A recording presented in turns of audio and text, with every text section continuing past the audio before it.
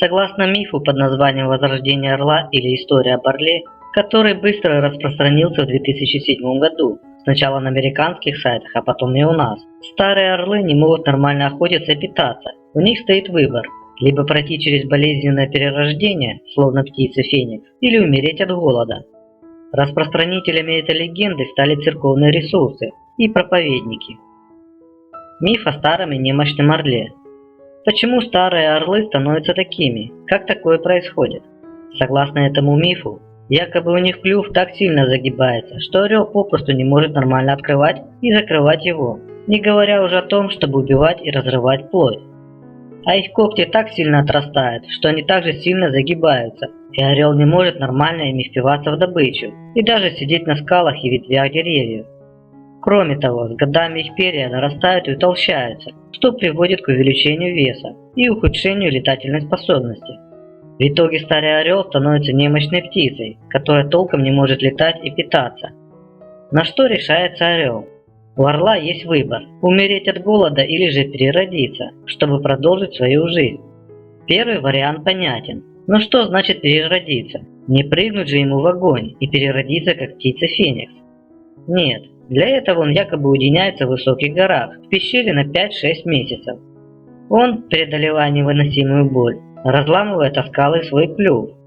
После он ждет, пока не отрастет новый клюв. Естественно, он не может питаться и все это время проводит в своем гнезде, истекая кровью и испытывая жуткий голод. После он своим новым отрощенным клювом отрывает когти на каждой лапе, чтобы они также отросли. И снова он ждет в своем гнезде, все так же в муках и в голоде. После он принимается за свои перья и, как вы уже догадались, вырывает их из своего тела, чтобы появилось новое, более свежее и более легкое оперение. Все, перерождение закончилось.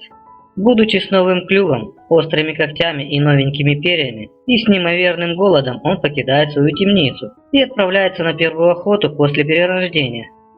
С таким новым апгрейдом орел якобы проживает еще 30 лет, то есть в общей сложности проживает 60-70 лет. Развенчание мифа о перерождении орла. На днях нам попался один из таких роликов о якобы героическом перерождении орлов, и мы решили докопаться до истины. И как любой здравомыслящий человек, мы стали искать первоисточник этой легенды и пытаться разобраться в описанном чуде. Первоисточника мы не нашли, видимо уже все почистили лжепророки. Но нам на глаза попался ответ 2007 года колледжа ветеринарной медицины Миннесотского университета, The Raptor Center, который все поясняет. Недавно по электронной почте к нам пришло немало писем касательно истории перерождения орла. Эта легенда очень далеко от того, как на самом деле протекает жизнь настоящего орла. Но мы, несомненно, будем рады поделиться с вами реальной историей жизни белоголового орлана. Обычно орлы не теряют когти и клюв, только если это не было результатом травмы. Когти и клюв – это две из трех основных отличительных черт того, что делает этих птиц хищниками. Без острых когтей для удержания добычи и сильного острого клюва для раздирания пищи этот хищник наверняка умер бы от голода. Орел появляется на свет с клювом и когтями, и они растут на протяжении всей его жизни. Когти и клюв состоят из твердого кератина, напоминающего человеческие ногти. Орлиные когти не настолько гибкие, как говорится в истории. Новые слои кератина нарастают на старые слои, обеспечивая хищника прочной структурой.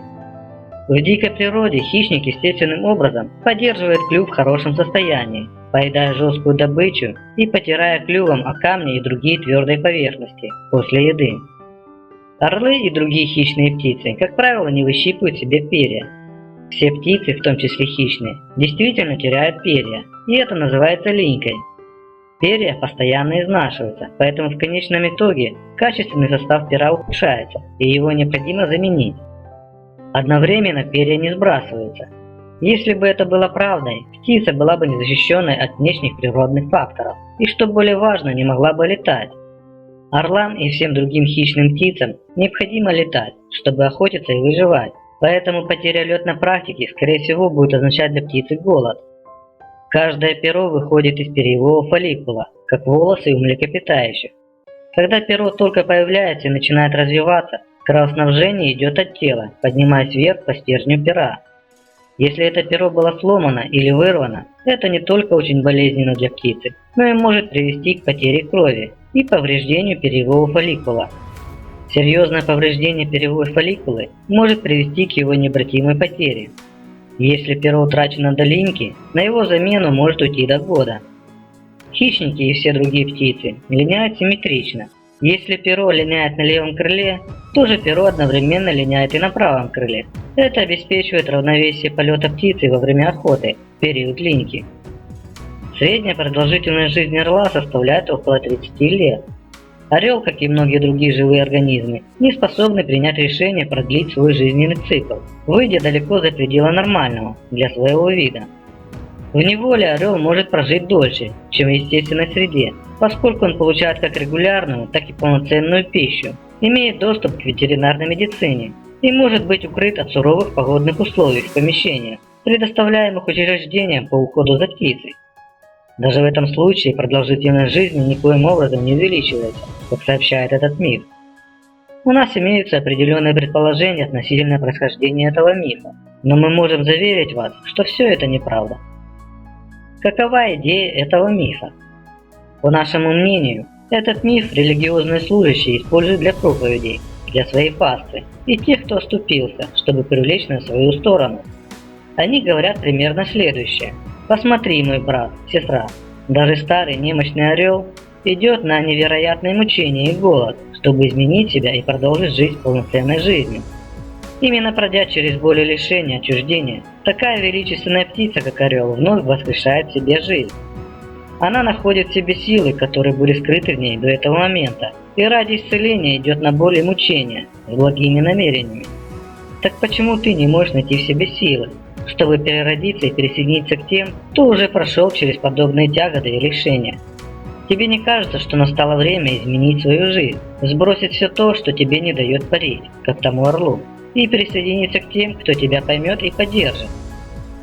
Вот в принципе и все о миссии с перерождением старого орла. Если вам понравилась эта история, то у нас есть еще один миф с быком, который прозвали как поцелуй Иуды. Ссылка в подсказках в правом верхнем углу. Подписывайтесь на канал, если не подписались. И до скорой встречи. Всем пока.